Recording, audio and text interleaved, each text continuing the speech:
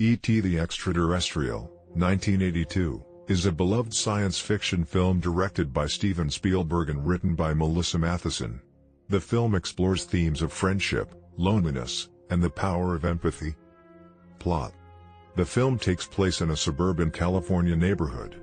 A group of aliens visits Earth, but one is accidentally left behind when their ship departs.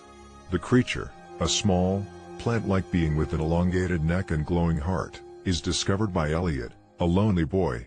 Elliot hides E.T. in his home and begins to communicate with him, forming a deep bond. As the government and scientists search for E.T., Elliot and his siblings protect the alien from capture, hoping to help him return home. Cast: Henry Thomas as Elliot, Drew Barrymore as Gertie, Robert McNaughton as Michael, Dee Wallace as Mary, Peter Coyote as the government agent. Music: John Williams. E.T. the Extra-Terrestrial won 4 Academy Awards, including Best Original Score, Best Visual Effects, and Best Sound. It was also nominated for Best Picture and Best Director. The special effects were groundbreaking at the time, with techniques that included puppetry, animatronics, and some of the early uses of CGI. The film's effects were instrumental in the film's success and helped to push the boundaries of what was possible in cinema at the time. Steven Spielberg wanted E.T. to look friendly yet wise. The design was based on Albert Einstein, Carl Sandburg, and Ernest Hemingway to give him an old and intelligent appearance.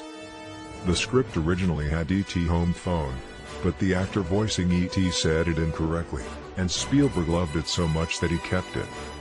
The animatronic E.T. model was highly advanced for its time and cost a whopping $1.5 million to create. It was operated by 12 puppeteers.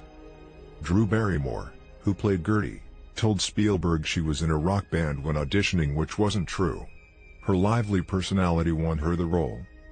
Spielberg wanted M&M's to be E.T.'s favorite candy, but Mars Incorporated declined the offer.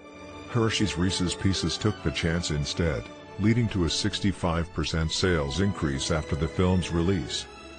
For Elliot's audition, Henry Thomas was told to improvise a scene where a government agent tries to take E.T. away. He started crying so convincingly that Spielberg immediately cast him. To make the famous bike flight scene, filmmakers used a giant fan and blue screen while stunt doubles balanced on bikes in mid-air. The final scene was created using practical effects and compositing. During the Halloween scene, E.T. recognizes a child wearing a Yoda costume, waving at him as if he knows him. This was an inside joke. Spielberg and George Lucas were friends. E.T.'s raspy voice was mainly provided by Pat Welsh, a 65-year-old woman who smoked 2 packs of cigarettes a day.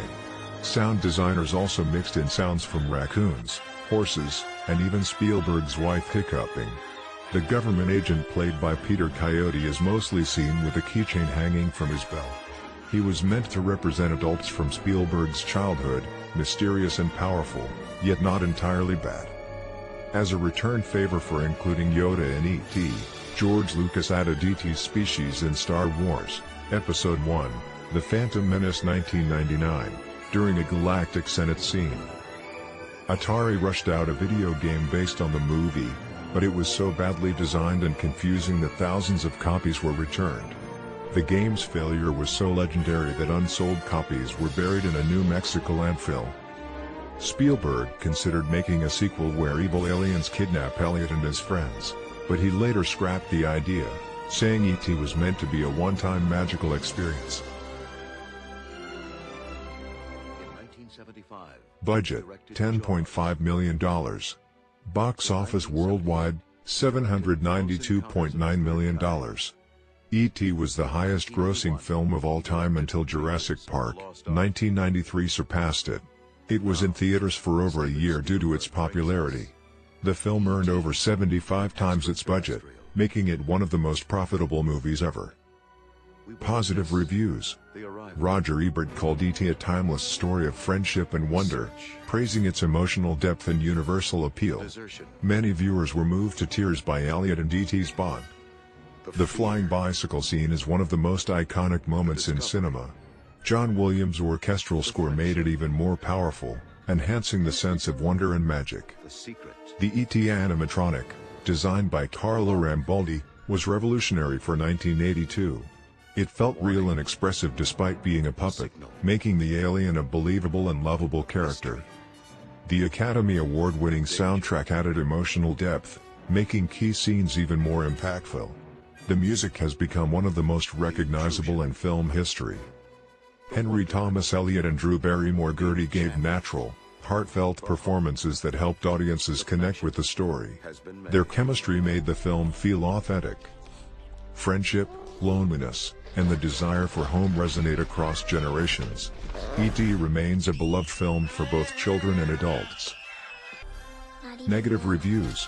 Some critics, like Pauline Kael The New Yorker, found the movie too sentimental and manipulative, saying Spielberg relied on emotional cues to force a reaction from the audience.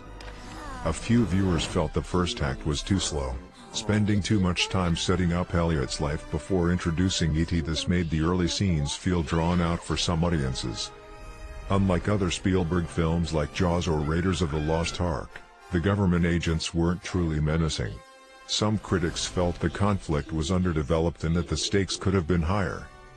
While groundbreaking at the time, some modern viewers feel the E.T. animatronic looks outdated compared to CGI. The glowing heart and mechanical movements stand out more today than they did in 1982. A small group of viewers found E.T. more unsettling than endearing, pointing to his long fingers, large eyes, and glowing heart as features that made him look strange rather than lovable.